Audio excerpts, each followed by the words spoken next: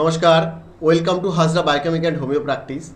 তো আজকে একজন 62 বছর বয়স্ক ভদ্রলোকের কেস হিস্ট্রি বলবো, যিনি প্রথম আসেন 9/11/2024 এবং তার ফার্স্ট প্রেসক্রিপশান আমি করে থাকি লাইকোপোডিয়াম ক্লাভেটাম। আমরা দুজনই ছিলাম। তো ওনার টোটাল কেস টেকিংয়ের পর ডগমেটিক ক্যারেক্টার এছাড়া খাবার দাবার ফিজিক্যাল মেন্টাল জেনারেল দুটো নেওয়ার পর একটা ছবি আসছিল যে লাইকোপোডিয়াম, নাক্স ভমিকা, হেপার সালফার এই ধরনের টেন্ডেন্সি বা নাইট্রিক অ্যাসিড, অরম মিউর। তো ওই সময়ে দাঁড়িয়ে প্রমিনেন্ট আমার কাছে মনে হয় যে লাইকোপোডিয়াম ক্লাভেটাম।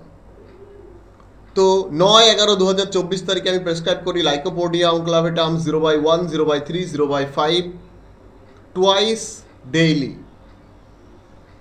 তো যাই হোক, আজ 10/12/2024 পেশেন্ট আবার আসলেন, ফার্স্ট ফলো আপ মানে দ্বিতীয়বার আসছেন, এবং রোগী জানাচ্ছেন তেমন কোনো ইমপ্রুভমেন্ট উনি পাননি। দু একদিন একটু মনে হয়েছিল কম বেশি, তারপর থেকে মোটামুটি একই রকমই চলছে। তো কোথাও গিয়ে আমি চাইছিলাম যে সচরাচর আমি মেডিসিন চেঞ্জ করি না, কারণ আমার যখন মনে হয় যে আমার সিলেক্টেড রেমেডি সঠিক আছে তখন আমি হাই পোটেন্সি প্রেসক্রাইব করি পরপর, এবং তাতে দেখা যায় যে ফলপ্রদ রেজাল্ট পাওয়া যায়। অনেক সময় হায়ার পোটেন্সির সাথে ডিপেন্ড করে রোগীর যে স্টেট আছে সেগুলো নড়াচড়া হওয়ার। কিন্তু পেশেন্টের কাছ থেকে আমি টোটাল আজকে আবার রিকেস টেকিং করলাম, এবং পেশেন্টের কথা ইমপেশেন্স দেখে আমার কোথাও গিয়ে মনে হচ্ছে যে আমার কোথাও গিয়ে মেডিসিনটা আর একবার চেঞ্জ করা বা কারেক্ট করার প্রয়োজন আছে। তো আজকের দিনে দাঁড়িয়ে আজকে আমি আবার রিকেস টেকিং করলাম। তো প্রথমত বলে রাখি, এই ব্যক্তির প্রধান সমস্যা হচ্ছে cramping pain all over body. ইনি একজন মোস্তান টাইপের লোক ছিলেন। তো যে কোনো কারণবশত হোক পুলিশের হাতে উনি প্রচণ্ড মার খান। আমি লোকটার নাম বলছি না, কিন্তু আমাকে কেসটা বলতে হলে বলতে হবে। তো তারপর এটা প্রায় 30-35 বছর আগের ঘটনা। তারপর থেকে তার শরীরে অল্প বিস্তর ব্যথা ছিল, কিন্তু এখন সেটা এমন স্টেটে এসে দাঁড়িয়েছে অল ওভার বডি পেইন হচ্ছে, ক্রাম্পিং পেইন হচ্ছে, কখনো কখনো ইলেকট্রিক শক লাইক পেইন হচ্ছে, এবং এই ব্যথাগুলো রাত্রে বাড়ছে। এবং লাস্ট 10-15 বছর ধরে উনি বিভিন্ন রকম মশলা মুড়ি হোমিওপ্যাথিক ওষুধ মানে 5 রকম ওষুধ একসাথে খেয়ে আসছেন, বিভিন্ন রকম অন্যান্য ওষুধ খেয়ে আসছেন। তার ফলস্বরূপ অনেক সময় হতে পারে যে আমার লাইকোপোডিয়াম ক্লাভেটাম কাজ করেনি, কিন্তু আমি 0/135 গ্যাপ আউট দিয়ে প্রেসক্রাইব করেছিলাম এই জন্যই যে কোনো না কোনো আমি একটা রেজাল্ট পাবোই। 32 থেকে 35 দিনের একটা ডোজ আমি দিয়েছিলাম। তো যাই হোক, তেমন কোনো রেজাল্ট আসেনি। রিকেস টেকিং করলাম, যেটা বললাম রোগীর সমস্যা cramping pain all over the body, aggravated night, specially last night. এছাড়া ফিজিক্যাল মেন্টাল জেনারেল সব কিছু নিতে গিয়ে আমি জানলাম যে রোগীর পছন্দের মধ্যে একটু মাংস বেশি পছন্দ, মিষ্টিটা পছন্দ, ডিম পছন্দ, বাদ বাকি আর তেমন অন্যান্য খাবার তেমন পছন্দ নয়। রুটিটা মোটামুটি পছন্দ আছে। আর জিভ যেটা পেয়েছিলাম ক্রাকড, ফুললি ক্রাকড টাং, স্লাইটলি স্যালিভেটেড টাং। এরপর আমি যেটার উপরে জোর দিই, সাধারণত আমি ফার্স্ট প্রেসক্রিপশান ফেল হলে সেকেন্ড প্রেসক্রিপশানে পুরোপুরি মেন্টাল লেভেলের উপরে জোর দেওয়ার চেষ্টা করি, এবং আমি রুব্রিক্স নিই ডিকটেটোরিয়াল। ওনার কথাবার্তা এগুলোর মধ্যে আমি ফার্স্ট রুব্রিক নিই ডিকটেটোরিয়াল, সেকেন্ড রুব্রিক ডগম্যাটিক, তৃতীয় রুব্রিক নিই মাইন্ডের মধ্যে ফার্স্ট ডিকটেটোরিয়াল, সেকেন্ড ডগম্যাটিক, তৃতীয় নিই অ্যাঙ্গার ভায়োলেন্ট, 5 আমি যেটা নিই ইমপেশেন্ট। তো আগে আমি বলে নিই রুব্রিকগুলো। 6 নাম্বার আমি রুব্রিক্স নিই লোকাসিয়াস, 7 number suicidal disposition, 8 number suspicious, spying everything এই টাইপের আর কি।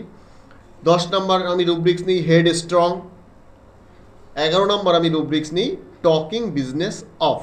তো মোটামুটি এই 9-10টা আমি মেন্টাল সিমটমের উপরে আজ জোর দিই, এবং আমার মেডিসিন ছবির মতো আসে হায়োসাইমাস, অ্যাডজাসেন্টে আসে হায়োসাইমাস, নাইট্রিক অ্যাসিড, এই দুটোই মেইনলি আসছিল। এর পাশাপাশি অরমমেট, হেপার সালফার, কিন্তু হায়োসাইমাস প্রমিনেন্ট।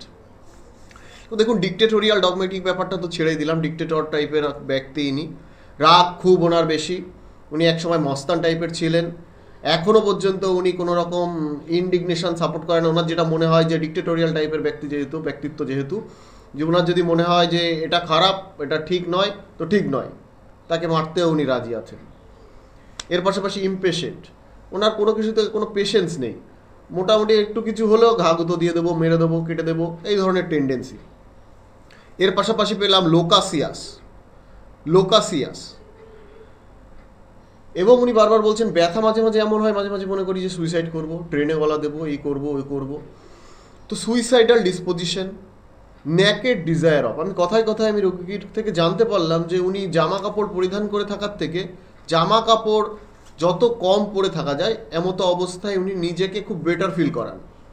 তো আমি রুব্রিক্স নিই নেকেড ডিজায়ার অফ। এছাড়া সাসপিসিয়াস, উনি আমার কাছে আসার আগে প্রায় 2-3 বছর আগে থেকে শুনছে, কিন্তু উনি এসে নিজেই বলছে, পেশেন্ট এসে, যে আমি গতদিনে যখন ওষুধ নিয়ে গেছি, যার সাথে দেখা হয়েছে, আমি জিজ্ঞাসা করেছি, সবাই বললো না ডাক্তার ভালো, নো ডাউট তোমার ঠিক হয়ে যাবে। তো আমি রুব্রিক নিই সাসপিসিয়াস। উনি হয়তো আমার ভালো বা খারাপ যার জন্যই বলে থাকুক, বা আমাকে কি বলবো ইমপ্রেস করার জন্য হয়তো বলতে পারেন, কিন্তু আমি রুব্রিক্স নিই সাসপিসিয়াস, স্পাইং এভরিথিং। তো হায়োসাইমাসের পেশেন্টটা কী করে, যে কোনো ডাক্তারবাবুর কাছে বা যে কোনো প্র্যাকটিশনারের কাছে বা যে কোনো জায়গা থেকে ওষুধ খেতে গেলে উনি হুট করে কেউ বললে যান না। হায়োসাইমাসের পেশেন্ট সবসময় চেষ্টা করে একটু জেনে নেওয়ার, যে আদেও ওখানে গেলে সারে তো। হয়তো পেশেন্ট বসে আছে চেম্বারের বাইরে রিসেপশনে, পাশে অন্য কোনো পেশেন্ট বসে আছেন, তো সিসি ক্যামেরায় দেখলে যে দেখা যায় যে উনি পাশের জনের কাছে ফুসফুস করছে, তখন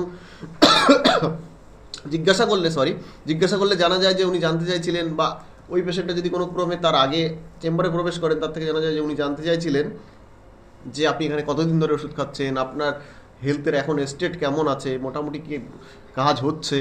তো হায়োসাইমাস সাসপিসিয়াস হয়, স্পাইং টাইপের নেচার হয়। এছাড়া head strong, obstinate head strong, কোনো কিছুতেই মাথা নত করে না, বলছি শুনছে না আমার কথা। আর যেটা নেই টকিং বিজনেস অফ। তো টকিং বিজনেস অফ এমন একটা রুব্রিক, সেখানে অনেক রকম মিনিং হয়। যেরকম আমি এখানে নিয়েছি যে উনি যে কথাটা বলছেন সেটা ফেলে দেওয়ার নয়, তার মধ্যে বিজনেস আছে কথার মধ্যে। সেটা সাধারণ অ্যাঙ্গেলে দেখলে আপনার মনে হতে পারে যে বিজনেস টক নয়, কিন্তু বিজনেস টক আছে। যে আমি 15 বছর ধরে ডাক্তার দেখাচ্ছি, গেলেই 500 টাকা করে ভিজিট নেয়, ওষুধ দেয়, কোনো কাজ হচ্ছে না, বলেন তো কতদিন এরকমভাবে ওষুধ খাওয়া যায়। তো আমি রুব্রিক্স নিলাম বিজনেস টকিং অফ। এদের লুকটা না খুব হাফ সাসপিসিয়াস। আপনাকে কথা বলার সময় পেশেন্ট যখন কথা বলবে তখন মনে হবে না আমার প্রতি উনি বেশ আস্থাবান, যে হ্যাঁ কিছু না কিছু করবে। আবার ওনার চোখ মুখের ভঙ্গিমায় মনে হয় যেন উনি হাফ সাসপিসিয়াস। এছাড়া উনি বারবার বলতে চাইছিলেন আমি বিভিন্ন বড় বড় ডাক্তারের কাছে গেছি। তো হায়োসাইমাসের পেশেন্ট কী হয়, এরা সবসময় স্পেশালিস্ট, এই ধরনের প্র্যাকটিশনার ডাক্তার এদের দেখাতে চায়, যাতে ওনার যে আরোগ্যতা আছে সেটা সঠিক ট্রিটমেন্ট হয়, খুব দ্রুত আরোগ্যতা আসে। তো আজ আমি 10/12/2024 তারিখে প্রেসক্রাইব করলাম হায়োসাইমাস। আশা করি 100% তো বলা যায় না, তবুও আমি ধরে নেবো যে আমার তরফ থেকে 99% কারেক্ট প্রেসক্রিপশান। অনেকদিন পরে হায়োসাইমাস আবার প্রেসক্রাইব করলাম। তো এটা ফার্স্ট প্রেসক্রিপশান কোথাও গিয়ে পার্শিয়াল হয়েছে, সেকেন্ড প্রেসক্রিপশান আশা করি 100% সঠিক হবে। এবং এই পেশেন্টের অনেক দিন ধরে সমস্যা, হয়তো আমাকে আরও হাই পোটেন্সি পরবর্তীকালে প্রেসক্রাইব করতে হতে পারে। ইনিশিয়ালি আমি 1M পোটেন্সি কাউকে প্রেসক্রাইব করি না, কিন্তু যেহেতু অনেক ক্রনিক কেস এবং মেন্টাল লেভেলে অনেক ডিপলি কেসটা ডিপ সিটেড আছে, তো তার জন্য আমি 1M ডোজে হায়োসাইমাস প্রেসক্রাইব করলাম। হায়োসাইমাস 1M/1, 1M/2। আশা করি পরবর্তী ভিজিটে পেশেন্ট অনেক ভালো ইমপ্রুভ হয়েছে, এটা আমাকে জানাবেন, এবং আমি ওনার সম্পূর্ণ লাইভ ভিডিওটা আপনাদের কাছে তুলে ধরব। ধন্যবাদ সকলে ভালো থাকবেন, হোমিওপ্যাথিকে ভালোবাসুন। হোমিওপ্যাথি এক miracle science. Long life Hahnemann, long life homeopathy.